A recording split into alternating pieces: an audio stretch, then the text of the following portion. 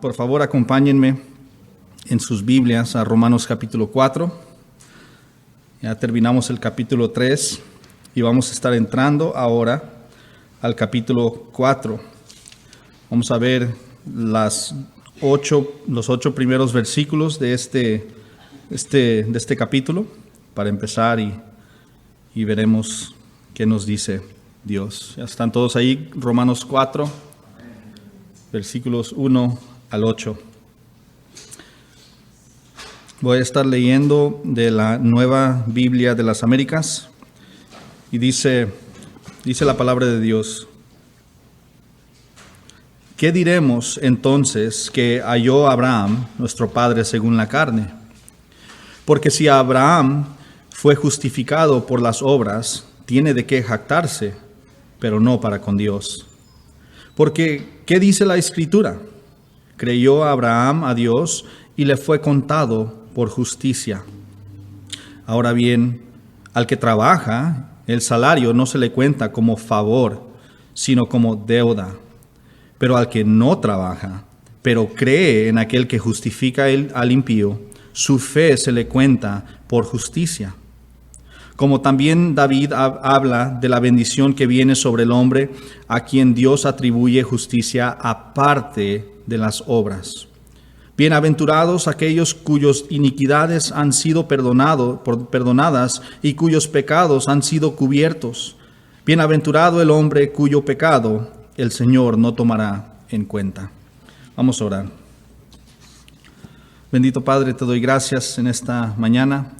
Te doy gracias que aún en este mes de la Reforma Protestante, podemos nosotros estar viendo los mismos temas que fue el combustible para la Reforma Protestante, cómo el hombre es justificado ante Dios, mediante la fe solamente o mediante la fe más nuestras obras, más nuestra confesión al pecado, más nuestro tiempo en el purgatorio. Y tú aclaraste todo mediante esa época, Padre, rescatando y reintroduciendo para tu pueblo y para los perdidos lo que la Biblia dice acerca de la justificación, de que somos justificados no por nuestras obras. Si fuera por eso, todos estuviéramos completamente perdidos, sino por la fe en lo que tú has hecho, eso imposible que tú hiciste a través de Cristo, Padre. Te doy gracias que hoy podemos escudriñar estas escrituras y entender más acerca de cómo esta doctrina es tan importante y tan esencial para nuestro caminar, para no pensar que nosotros podemos ganar más favor ante ti o perder favor cuando hacemos cosas malas, sabiendo que las obras no nos hacen más o menos santos, aunque nos has llamado a ser personas que dan buenos frutos también. Ayúdanos, Padre, a reconocer de nuevo la importancia de esta gran y maravillosa y bella doctrina de la justificación por la fe solamente. Bendícenos en esta mañana, en el nombre de Cristo. Amén. Para poder entender y interpretar correctamente lo que Pablo nos está diciendo aquí al principio del capítulo 4, necesitamos ver lo que dijo anteriormente. Es de suma importancia nosotros reconocer qué motivó a Pablo a entrar de esta manera al capítulo 4.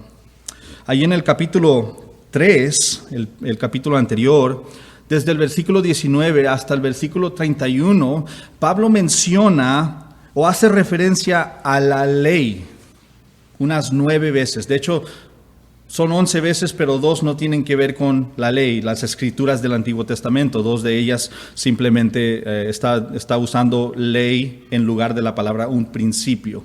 Así que nada más 9 de esas veces de Romanos 3, 19 hasta el 31 son acerca de las escrituras del Antiguo Testamento.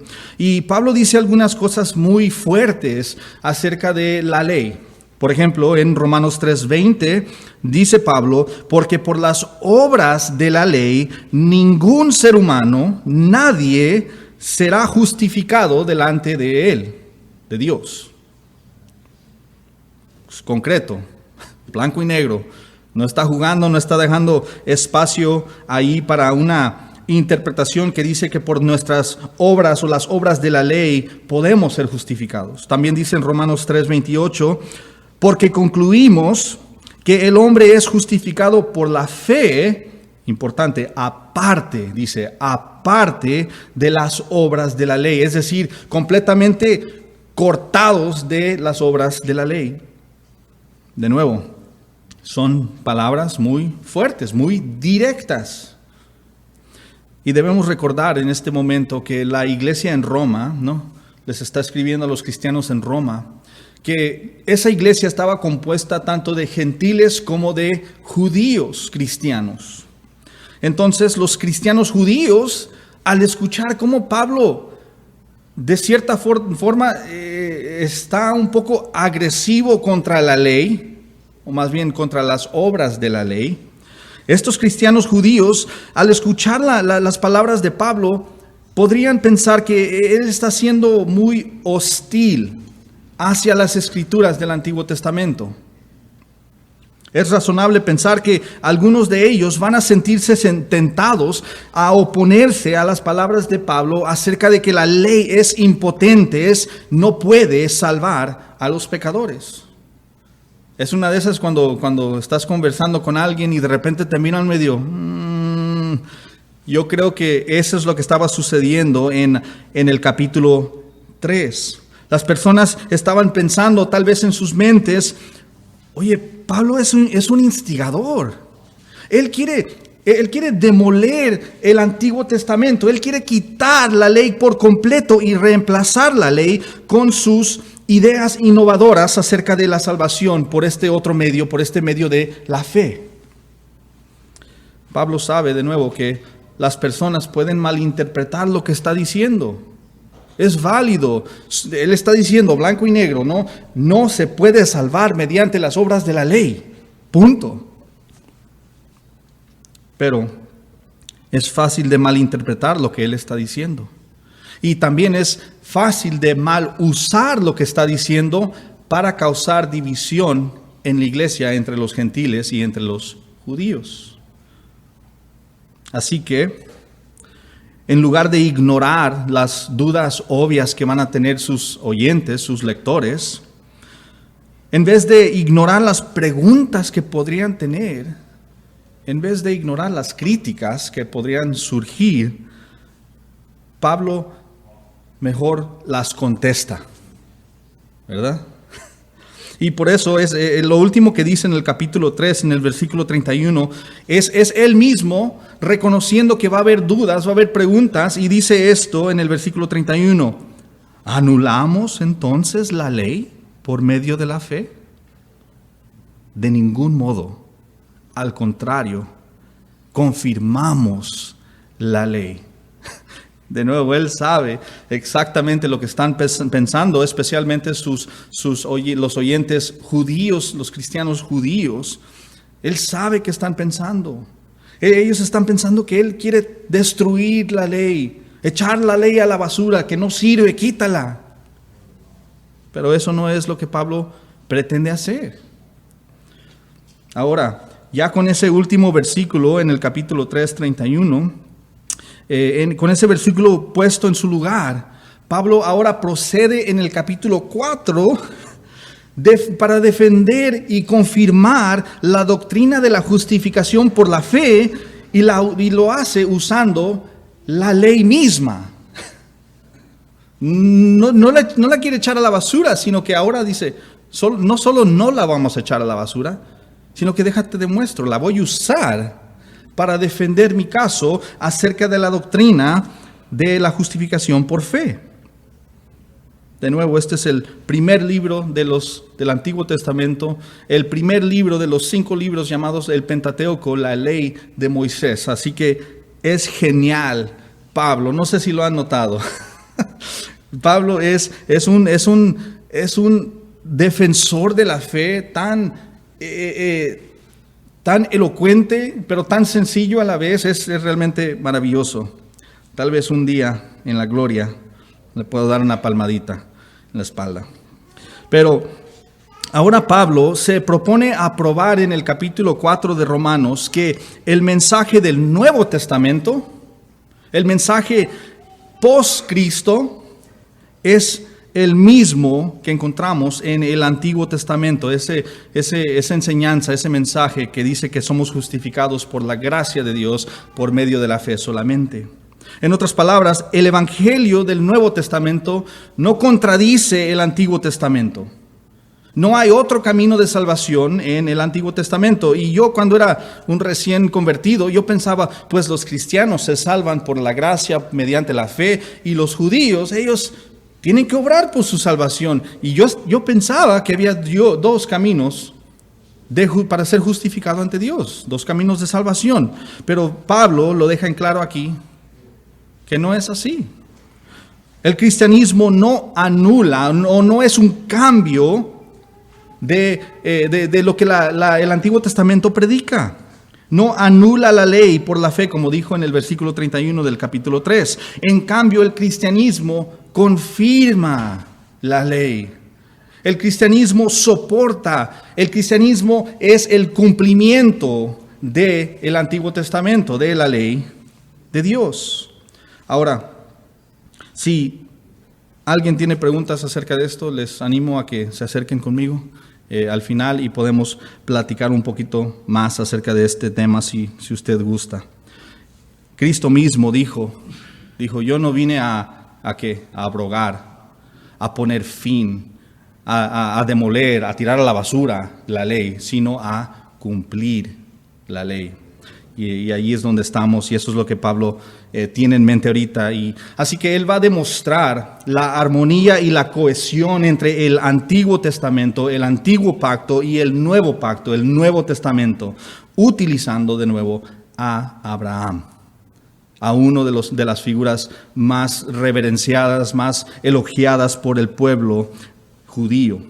También usará, y ustedes verán, que usará también el gran rey israelita, el rey David, y lo va a usar para cimentar aún más que ambos testamentos, ambos pactos enseñan lo mismo, que los pecadores se salvan, se justifican solamente mediante la fe. Ustedes tienen sus notas ahí, le puse como sermón, como título a este sermón, la justificación en el Antiguo Testamento. Porque eso es lo que Pablo nos está mostrando aquí. Vamos a ver estos 3 puntos en esta mañana. La justificación nunca fue obtenida por obras. La justificación es un regalo gratuito recibido por fe. Y la justificación es más que un mero perdón. Estas son 3 cosas que son importantes que ustedes se lleven de este lugar. La mayoría de ustedes ya lo tienen ahí en su bolsa doctrinal, pero de todos modos es importante recordarnos, no vaya a ser que caigamos en algún error pensando que sí podemos de alguna manera seguir creciendo en favor con Dios mediante nuestras obras. Así que vamos a ver el primer punto. La justificación nunca fue obtenida por obras. Dice Pablo ahí en el versículo 1 y el versículo 2. ¿Qué diremos entonces que halló Abraham, nuestro padre, según la carne? Porque si Abraham fue justificado por las obras, tiene de qué jactarse, pero no para con Dios.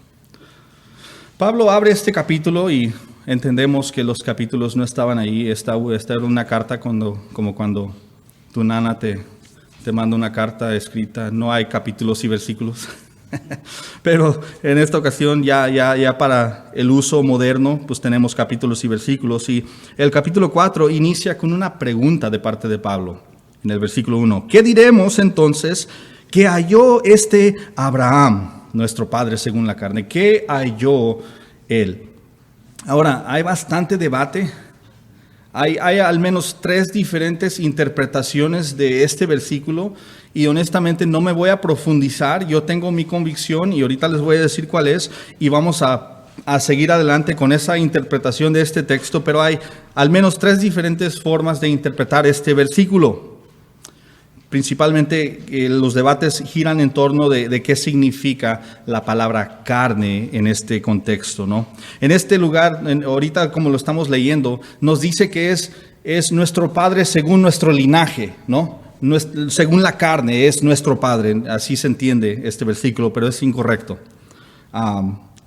Si alguien quiere platicar un poquito más de nuevo acerca de eso, con mucho gusto les explico la variedad de interpretaciones que hay acerca de este versículo. Pero, de nuevo, mi convicción es que aquí Pablo está usando esta palabra carne en el versículo 1 para referirse a las obras o el esfuerzo de Abraham. Esto parece, de nuevo, encajar con el tema, ¿no? El tema de todo el libro es la justificación por fe, a comparación de la justificación por las obras, ¿no? En este caso yo creo que dice las obras de la carne. Así que también encaja con el contexto inmediato, así que vamos a seguir adelante, y no soy el único que lo interpreta de esa manera. También el pastor Martin Lloyd-Jones lo interpreta de esta manera. Él interpreta la palabra carne como cualquier cosa en la que el hombre es propenso a confiar en el asunto de su salvación. Es decir, al usar la palabra carne, Pablo se refiere a las habilidades, las capacidades de Abraham, aquellos esfuerzos que él pueda hacer para su justificación. Entonces, yo pienso que se puede expresar un poquito más claro el versículo 1 de esta manera. ¿Qué pues diremos que nuestro padre Abraham ha obtenido a través de sus esfuerzos humanos? Esa es mi interpretación. Usted tiene todo el derecho a estar en desacuerdo. Personas más inteligentes que yo están en desacuerdo con esta interpretación, pero la mayoría también dicen lo mismo, que eso es lo que significa, que encontró él, que obtuvo Abraham con sus esfuerzos humanos. Y si esa es la pregunta, la respuesta es nada. La respuesta a esa pregunta es nada. En otras palabras, Pablo nos está diciendo que Abraham no fue justificado por medio de sus esfuerzos o de sus obras o de su carne, ¿no? Nada de lo que él produjo le resultó en justificación. No fue las obras de su carne, sino que fue la fe de Abraham que fue contado como justicia por Dios. Lo vamos a ver más adelante en el versículo 3. Ahora, debemos hacer la siguiente pregunta. Ya que por las obras de la carne no vamos a ser justificados, por las buenas obras no vamos a ser justificados. Yo no puedo decir, mira, Dios déjame entrar al cielo porque yo era millonario y liquidé todo lo que tenía y di las finanzas a un orfanatorio. Esa fue una buena obra, Dios, ahora déjame entrar. No podemos hacer eso. Eso es lo que Pablo nos está diciendo. Pero eso nos significa que las buenas obras o las obras en sí no tienen ningún valor en la vida cristiana.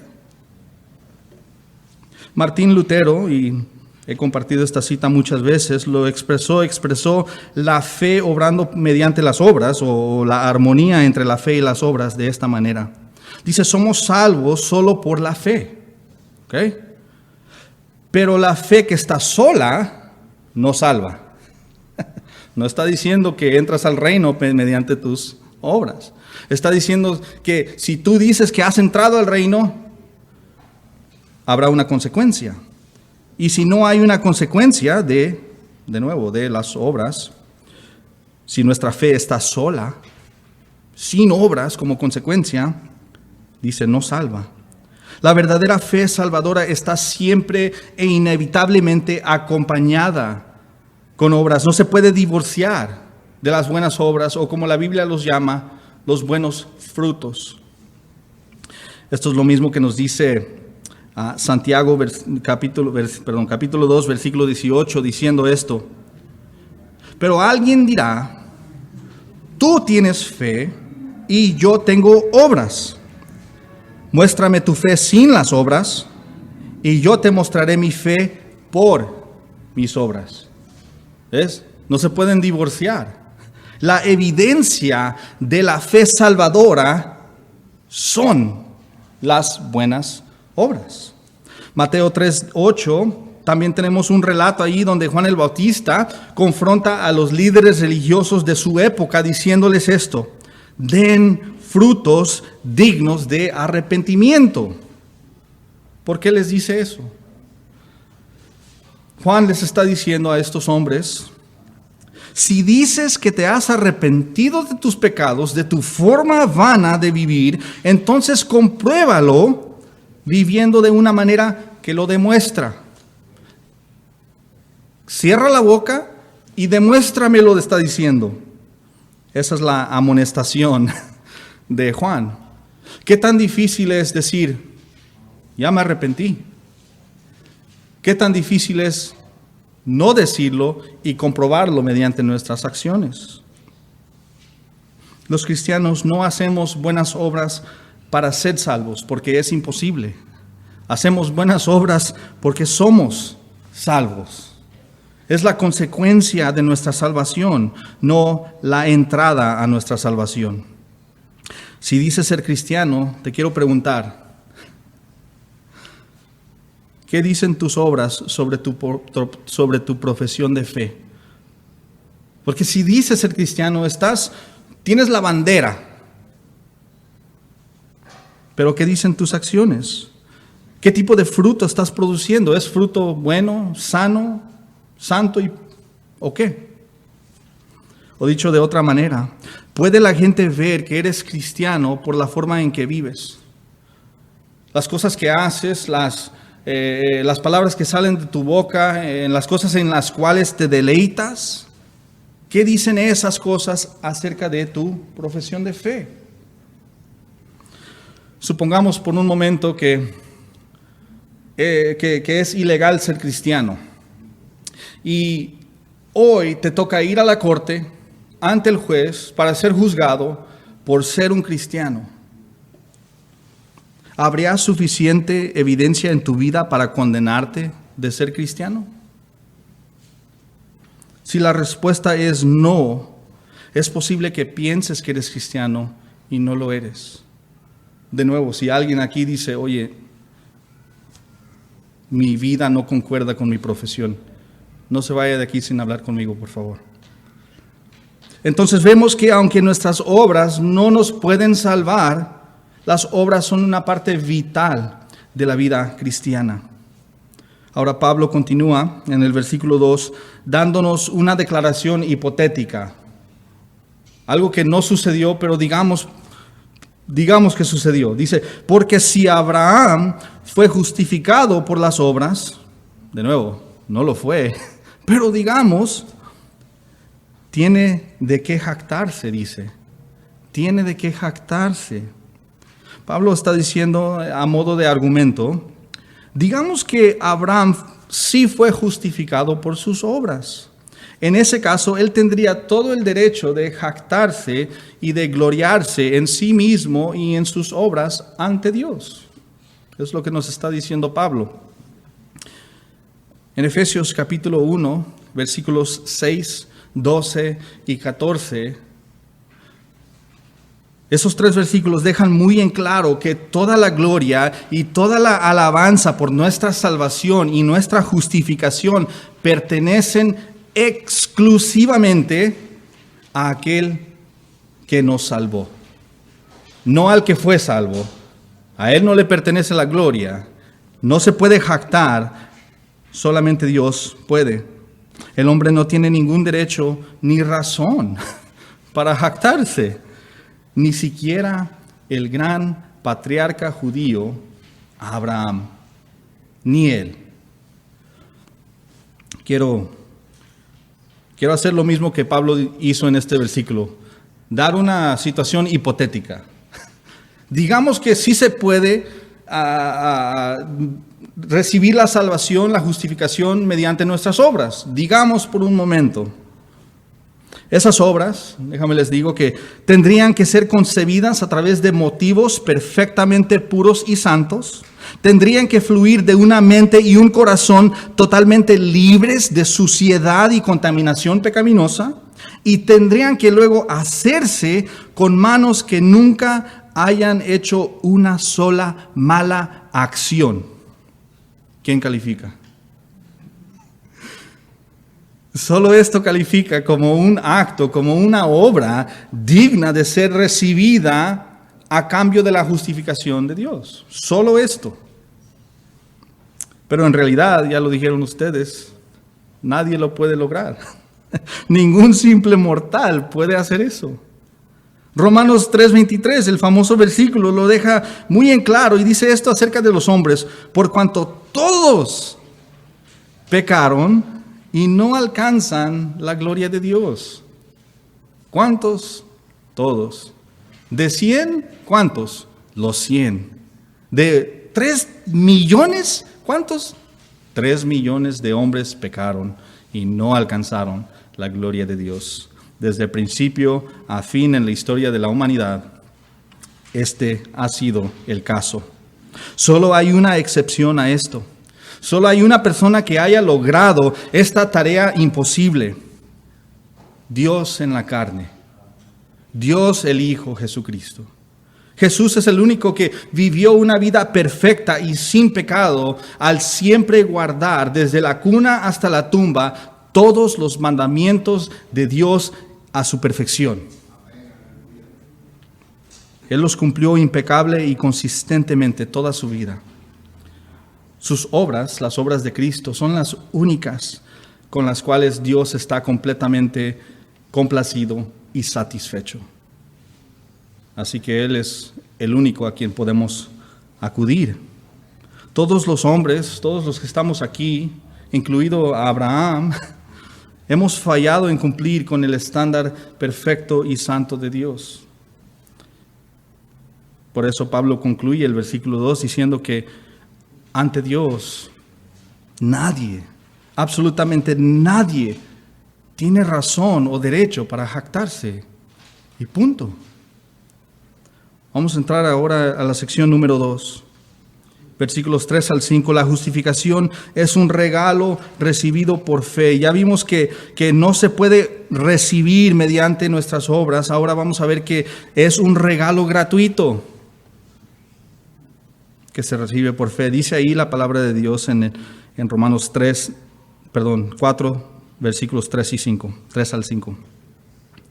Porque, ¿qué dice la Escritura? Y creyó Abraham a Dios y le fue contado por justicia. Ahora bien, al que trabaja, el salario no se le cuenta como favor, sino como deuda. Pero al que no trabaja, pero cree en aquel que justifica al impío, su fe se le cuenta por justicia. Ahora, todo lo que estamos viendo aquí desde el versículo 1 hasta el versículo 5 de Romanos 4 se puede resumir con otros versículos. Los versículos en Efesios 2, versículo 8 y 9. Ahí dice esto, y vean el paralelo entre esos versículos y lo que Pablo está diciendo aquí. Dice, porque por gracia ustedes han sido salvados por medio de la fe. Y esto no procede de ustedes, sino que es don de Dios. No por obras, de nuevo, no por obras, no por nuestros esfuerzos, para que nadie se gloríe, para que nadie se jacte. La justificación no se obtiene por obras, se recibe por fe y solo por fe. La gracia de Dios es un regalo. Y un regalo que tú tienes que comprar ya no es un regalo. Un regalo que tú piensas que puedes merecer o ganar, ya no es un regalo, ¿verdad? Es lo que Pablo nos está diciendo aquí. De que Abraham no obró y se le dio algo, pero si obró, ya no fue un don gratuito, ya no fue un regalo. Y Pablo está defendiendo esta idea con las Escrituras primero y luego en el versículo 4 va a usar un poquito de lógica Pero primero en el versículo 3 nos trae a un versículo, ¿no? O más bien cita el Antiguo Testamento que dice que Abraham creyó a Dios y se le fue contado por justicia. Y si vamos a ese contexto, podemos ver en Génesis capítulo 15 que encontramos ahí un encuentro, una conversación entre Jehová y Abraham. Y su nombre en ese tiempo era Abram, sin la H-A-M, Abraham.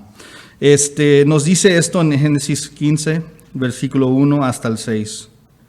Dice, después de estas cosas, la palabra del Señor vino a Abraham en visión, diciendo, no temas, Abraham, yo soy escudo para ti, tu recompensa será muy grande.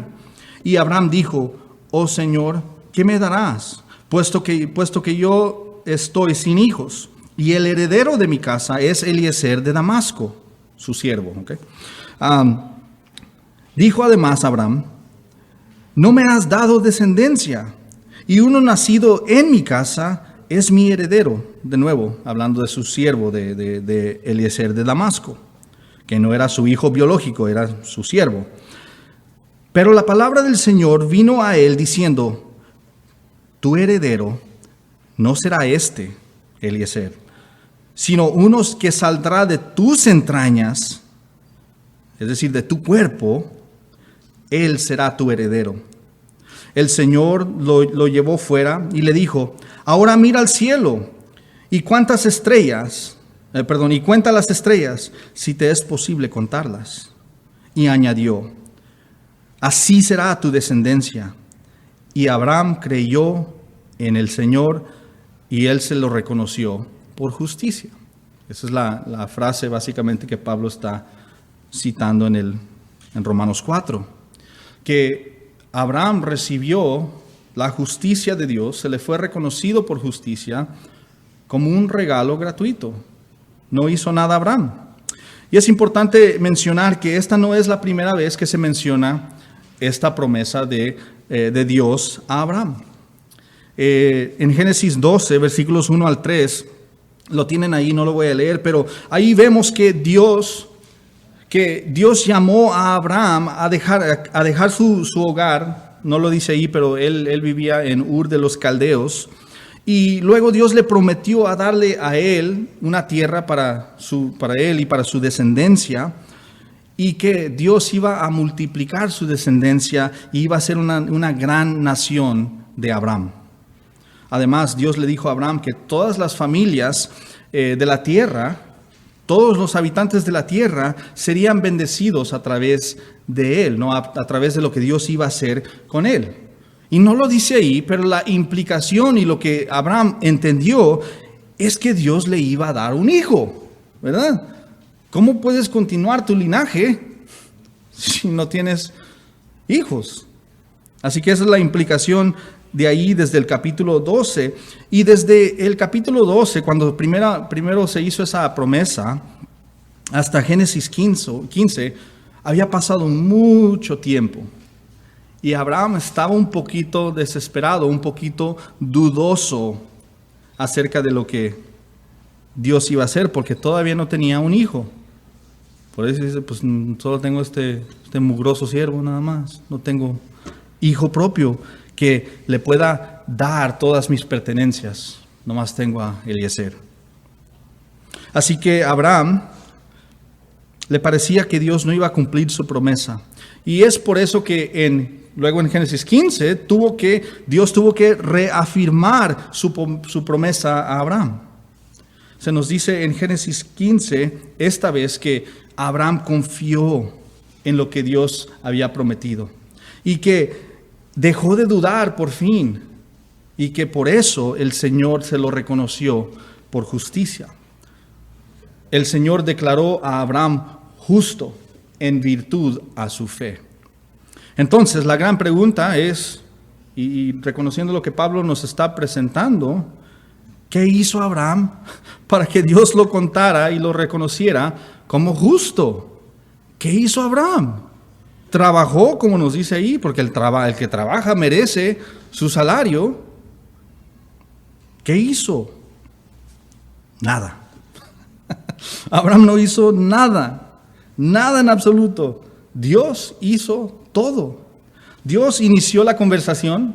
Abraham no salió de su tienda y dijo, Dios, ¿estás ahí? Te quiero preguntar algo, te quiero pedir un favor.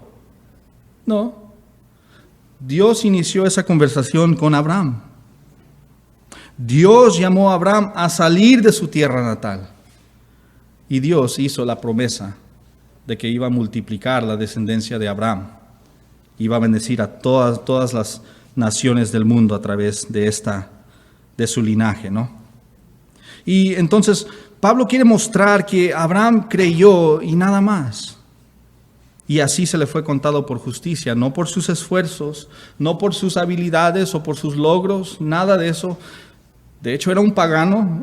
Ur de los Caldeos era una ciudad pagana, un pueblo pagano. No fue por nada en Abraham, sino que fue porque confió en Dios y en su promesa. Ahora, esta promesa que Dios le dio a Abraham tiene dos aspectos. Uno que sabemos que fue cumplido en el nacimiento de Isaac, el hijo de Abraham y Sara. Abraham tenía como unos 100 años y Sara tenía como 90 años de edad cuando tuvieron a Isaac. Eso se llama un milagro. Y precisamente por eso, digamos, si Abraham tuviera unos 30 años cuando se le dio, no sé cuánto tenía cuando se le dio la promesa por primera vez, pero imagínense, Abraham a los 30 años, ¿puede o no puede tener un hijo? Pues sí. A los 40, pues todavía. A los 50, dudoso, pero a los 70, 80, 90, 100, no, es imposible. Y ese era el punto de Dios. Que no haya en Abraham ninguna razón para decir, sí, pero yo todavía estaba joven, No, tu cuerpo ya no sirve, Abraham. Y así que se cumplió, en ese milagroso nacimiento de Isaac. Ese es el primer aspecto de este versículo. Pero lo interesante es que hay un segundo aspecto, que es un aspecto mayor y mejor, y es que esta promesa de Jehová a Abraham es acerca de Jesucristo. Este aspecto de la promesa de Dios, Pablo lo va a explicar más en detalle al final del capítulo 4, así que no me voy a profundizar porque luego no voy a tener sermón para cuando llegue a esos versículos. Así que solamente voy a decir eso, que tenía que ver la promesa con Jesucristo. Y por eso Mateo 1:1 se refiere a Jesús como el hijo de Abraham. El hijo de Abraham. Precisamente porque Mateo está reconociendo que aunque Abraham murió hace mucho, esa promesa se cumplió en Cristo. Ahora que dije que Abraham no hizo nada para merecer la justicia de Dios, que simplemente tuvo fe en la promesa de Dios y por eso fue contado justo, esto plantea una pregunta en nuestras mentes muy importantes y muy crucial. Tal vez esta sí, algunos de ustedes van a escucharlo por primera vez, pero es importante si se van a llevar algo de hoy, llévense esto. La pregunta que presenta esto a nosotros ¿es la fe una obra? ¿Es la fe una obra? ¿Es la fe algo que el pecador hace para ganar o merecer la justificación? No contesten. Ahorita les voy a dar la respuesta. Más bien, Pablo nos dice, no. La fe no es una obra de parte del pecador. Eso es lo que estos versículos afirman. Que la fe y las obras son fundamentalmente opuestas entre sí. Ahora voy a ir un poquito lento porque voy a traer algo un poquito filosófico, ¿no?, para tratar de explicar esto. Entonces, la fe, por su naturaleza, siendo fe, no puede ser una obra. Una obra no puede ser la fe o igual a la fe. La obra es hacer algo. La fe es, según estos versículos, no hacer algo, ¿ok? También. Así que no se puede estar haciendo algo y no haciendo algo al mismo tiempo. Esto se llama la ley o el principio de la no contradicción. Este principio, lo tienen ahí en sus notas, este principio dice, una cosa no puede ser ella misma y su contrario en el mismo sentido o aspecto y en el mismo momento. Es decir, un cuerpo humano no puede estar muerto y vivo a la vez, ¿verdad? O es uno o es el otro. Yo no puedo ser mi hijo y mi padre al mismo tiempo. Puedo tener un padre, mi padre se puede parecer a mí, pero yo no soy él no puede existir eso. Esa es la ley de la no contradicción. No puedo estar predicando y no predicando desde este púlpito a la misma vez. Tiene que ser uno o lo otro, pero no pueden ser ambos. Y eso es lo que tenemos aquí, que la fe no puede ser fe y ser una obra al mismo tiempo. Debe ser lo uno o lo otro. En el momento que nosotros llamamos la fe una obra, la fe deja de ser fe. Porque no puede ser fe y obra a la vez.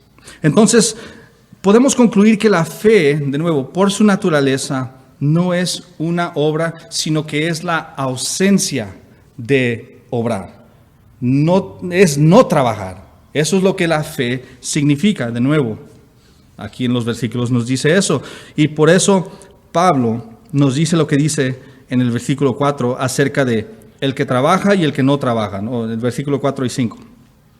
Primero en el versículo 4 nos da este argumento diciendo esto. Ahora bien, al que trabaja, es el que obra, el que usa sus esfuerzos, el salario no se le cuenta como favor o como gracia, sino como deuda. ¿Ok? Esta analogía, esta ilustración es genial. De nuevo, si ustedes no están asombrados por las capacidades y las habilidades de Pablo para argumentar un punto, están dormidos.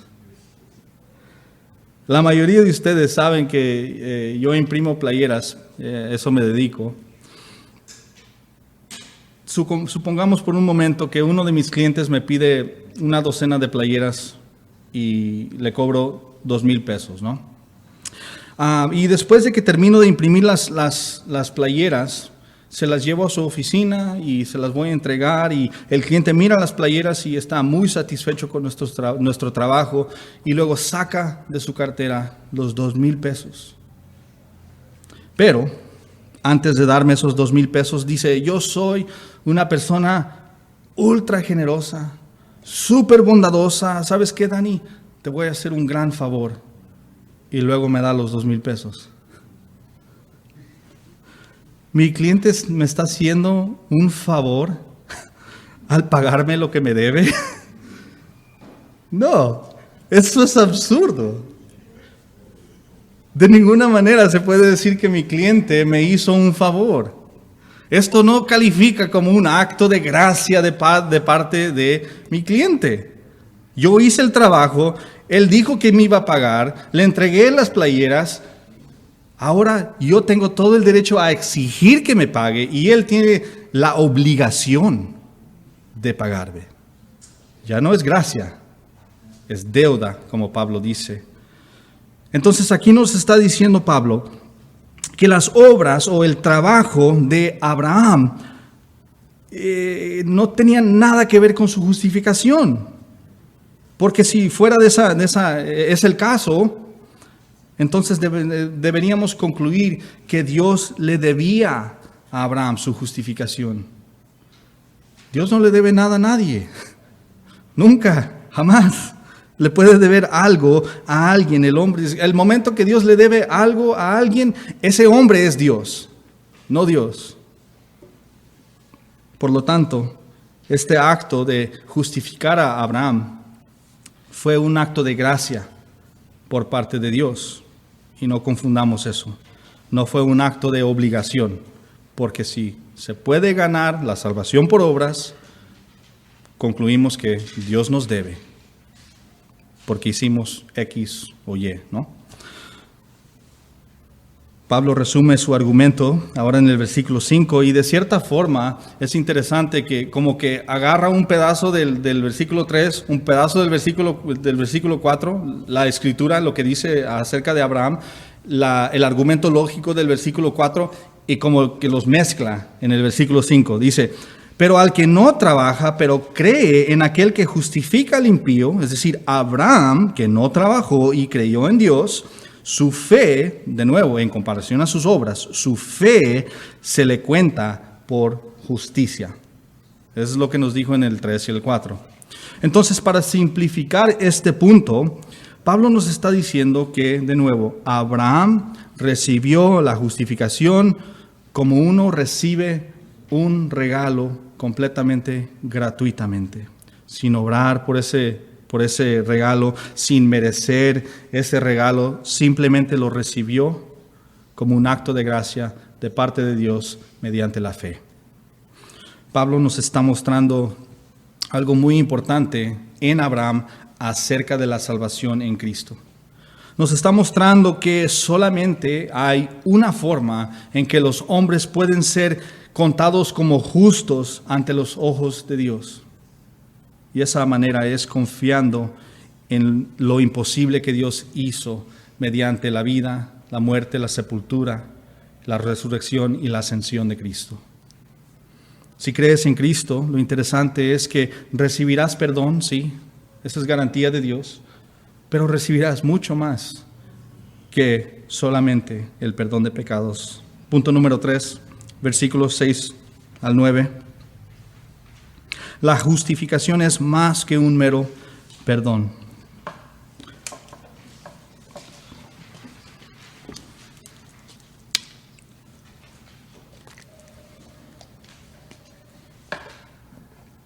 Dice Pablo en el versículo 6 hasta el 9, hasta el 8. Me equivoqué ahí. Dice, como también David habla de la bendición que viene sobre el hombre a quien Dios atribuye justicia aparte de las obras. Y luego esta es la cita de parte de David, el rey David. Bienaventurados aquellos cuyas iniquidades han sido perdonadas y cuyos pecados han sido cubiertos. Bienaventurado el hombre cuyo pecado el Señor no tomará en cuenta. Pablo ahora trae a David como un segundo testigo del Antiguo Testamento, de la ley, para corroborar lo que él está diciendo acerca de cómo Dios justifica a pecadores gratuitamente y solamente por su gracia. En cierto sentido, las palabras de Pablo aquí son el signo de exclamación en el caso de Pablo. Son el amén a lo que Pablo está diciendo acerca de la doctrina de la justificación por fe. Pero, de nuevo, ¿qué motivó a Pablo a usar al rey David? Debemos entender que aunque el rey David era un rey amado por el pueblo judío, era un hombre pecador como cualquier otro. Y alguien podría argumentar que David fue un pecador más atroz que la mayoría de nosotros. Que no fue David quien tomó a Betsabé, la esposa de Urías, cometió adulterio con ella, la dejó embarazada y luego mató a Urías, su esposo. Y luego, tratando de cubrir sus huellas, él actuó como el rey noble que iba a ayudar ahora a esta mujer Betsabé que estaba desamparada, que había perdido su esposo. El mismo que mató a su esposo dice, oh, déjate ayudo porque se murió tu esposo. Qué hombre tan malvado, David. ¿Quién más hace algo así? Es precisamente por esa razón que Pablo decide usar a David. Porque David conocía bien la bendición abundante y el don maravilloso que es la gratuita misericordia y la gracia de Dios. David había sido testigo de primera mano de cómo Dios, en su gracia, perdona a hombres que no merecen eso. No merecen gracia, merecen lo opuesto. Son impíos y Dios los perdona. Podemos decir que David era un gran pecador que recibió gran gracia de un gran Dios. Aunque él merecía justamente la muerte por esos pecados que él cometió. Él merecía justamente la condenación por su pecado. Lo interesante es que nos dice en la historia de David que el Señor detuvo la mano de juicio y de castigo de David. Pero de nuevo, debemos preguntar sobre qué base. ¿Es un juez corrupto Dios que dice, ya sé que hiciste lo malo? No importa, mijito, yo soy amor. Yo soy amor y te voy a... Tú sigue como quieras, no importa, yo soy amor. ¿Sobre qué base podría Dios perdonar? Y no solo perdonar, sino llamar justo. Tomar a un malo, a un malvado y decir, eres bueno. ¿Cómo puede hacer eso Dios con un hombre culpable como el rey David? La razón por la cual Dios no tomó en cuenta el pecado de Dios y a su vez atribuyó justicia a David es porque David confió en otro rey que vendría.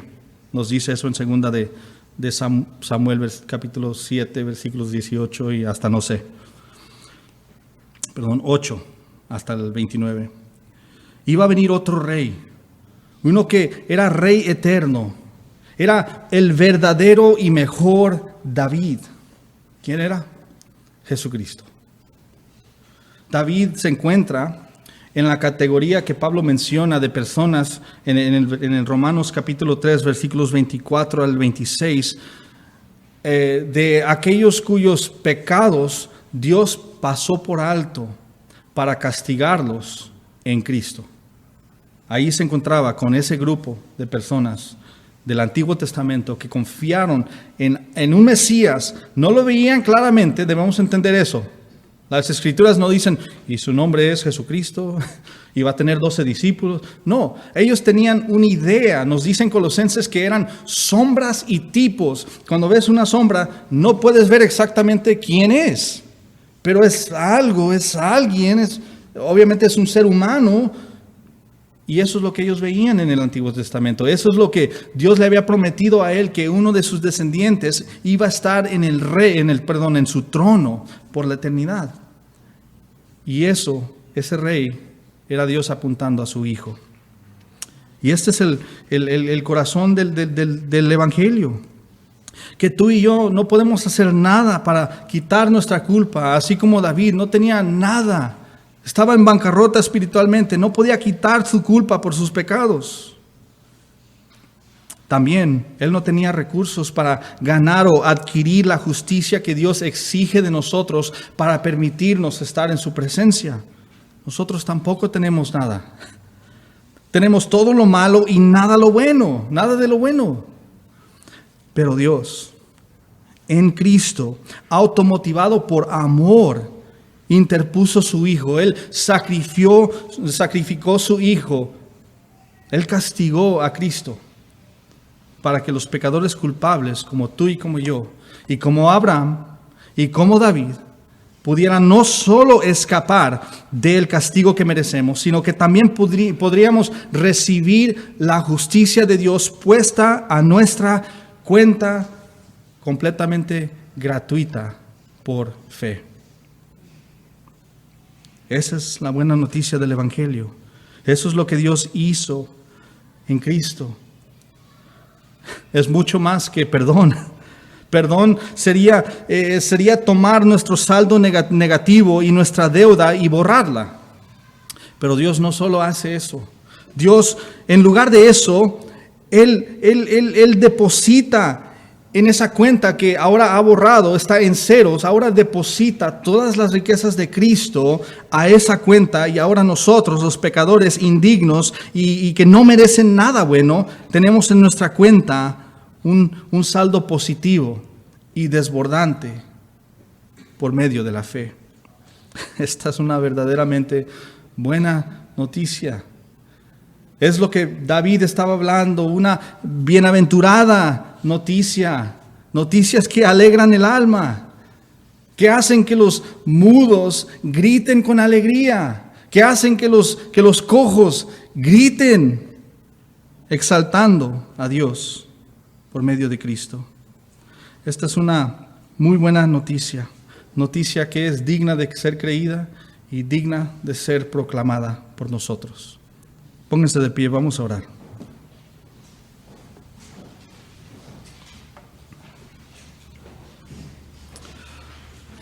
Bendito Padre, te damos gracias. Te damos gracias que a pesar de nosotros nos salvaste. Te damos gracias que no era responsabilidad de nosotros. Porque si fuera, nadie estuviera en tu presencia jamás. Pero tú has hecho ese camino para que los hombres culpables, los hombres que merecen tu ira y la condenación y el infierno eterno, que no solo escapen de eso, pero que también sean recibidos en tus brazos como hijos, como amados hijos. Te doy gracias porque tú nos salvaste, porque no dependía de nosotros. Gracias te damos en el nombre y por medio de tu Hijo Jesucristo. Amén.